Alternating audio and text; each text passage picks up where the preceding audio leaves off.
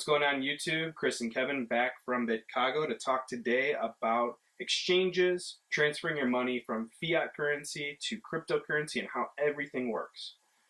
Every time that we make a video about a coin, we talk a lot about cryptocurrency, but it's kind of important to know how to get your money into cryptocurrency and what you're going to do with it once you get to that point. So for people who are investing their money into it, their first step is changing their money from a fiat currency, which just basically means whatever your local currency is. Here in the US dollar. And we need to move that into a suitable environment to get it into cryptocurrency. One of the easiest ways people do this is through Coinbase. Very, very popular exchange that has a wallet system that you can go in, link your account to your bank account.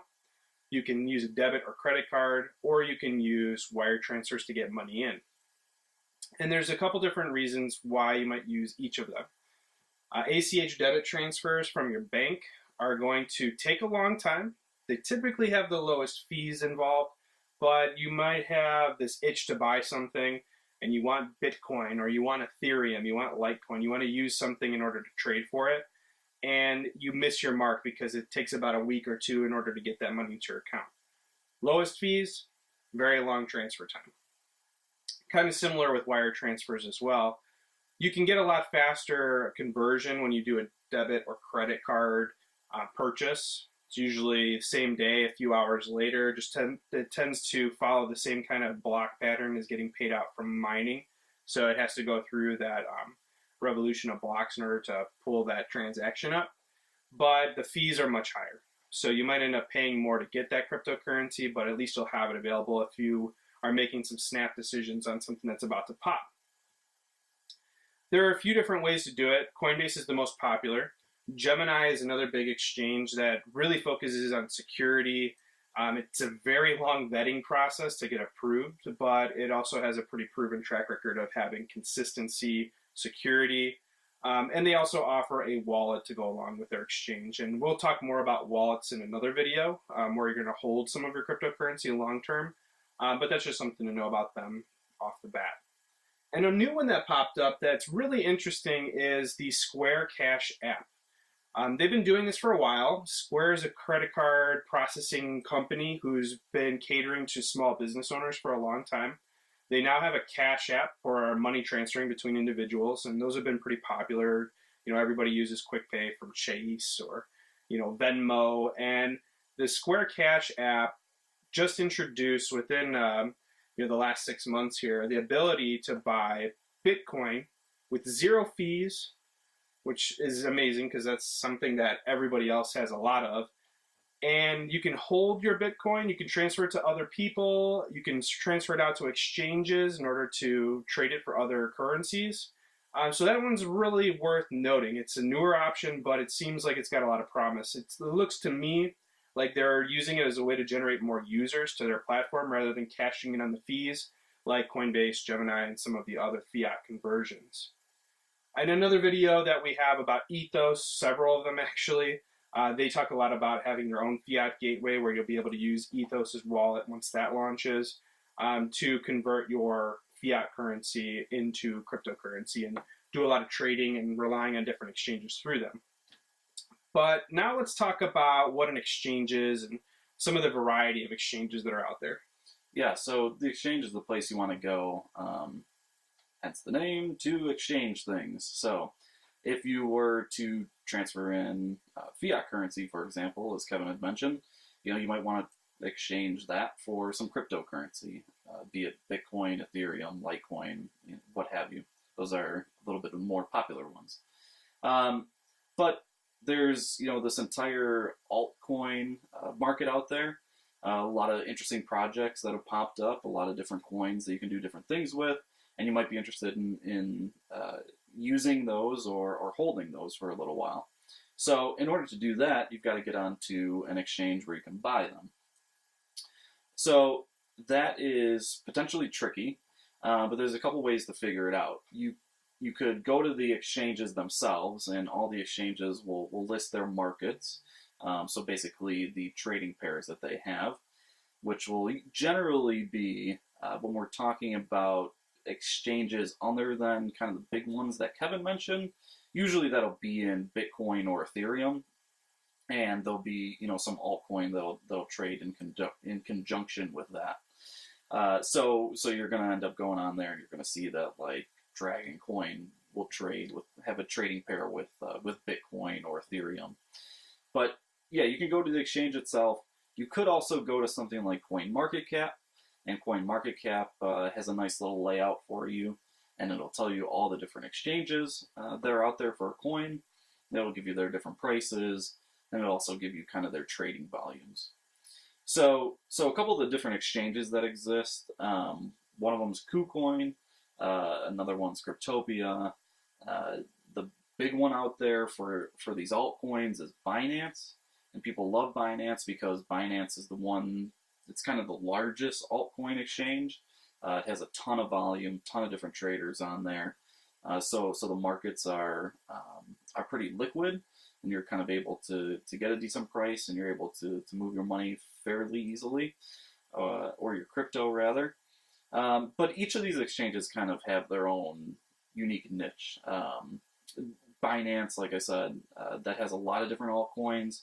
It mostly has all the ERC20 tokens, or majority of them rather. So if you're looking for an ERC20 token, Binance is probably the place to go. If you're an active trader, Binance is also probably a pretty good place to go because it is so liquid. It has a lot of volume, for the crypto market. But there's other things out there too. If you're looking to get into heavy trading and you're looking to do some crazy stuff where you're looking to leverage more than what your position actually has. So like, let's say you have one Bitcoin, you can do leverage trading, and you could on something like Bitmex, for example, you could leverage up to 100x what you have. So it's basically a quick way, if you feel really good about a position, you could essentially be trading with the power of 100 Bitcoin rather than one. Obviously, if it goes against you, though, it works against you a lot quicker. So you have to be very precise with what you're doing. This isn't recommended for anybody. This is just if you are an advanced trader and looking to get into something like that, that's where you could go. We would not recommend that to anybody, really, unless you are a professional trader. That's the only way that's recommended. So just know that there's a variety of different options out there for you. So the other thing to know about exchanges is that, security is really up to you. You have to take complete control of your funds.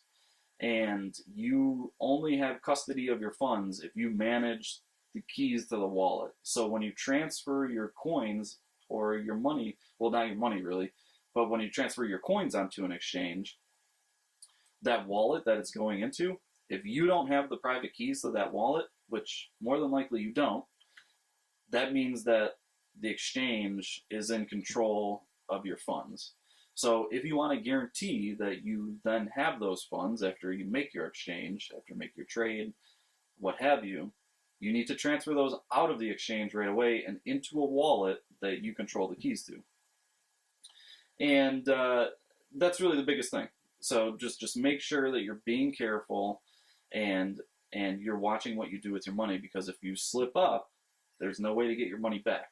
There isn't a customer service to call. There isn't anybody to blame.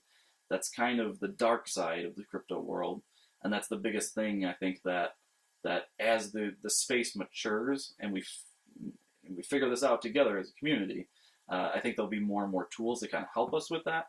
But if you make a mistake, you're probably SOL. So just be careful and do your research, and that's really the biggest thing. So hopefully you've learned a couple things about the exchanges. Did you have anything you wanted to say about security? I know that it's near and dear to your heart, and you don't want anybody to lose their funds. So yeah, I've talked to a few people that said that they knew what they were doing, and then they're like, "Oh, I almost put the wrong address in for what I'm doing," and that is so important because there's nobody out there that's going to refund that.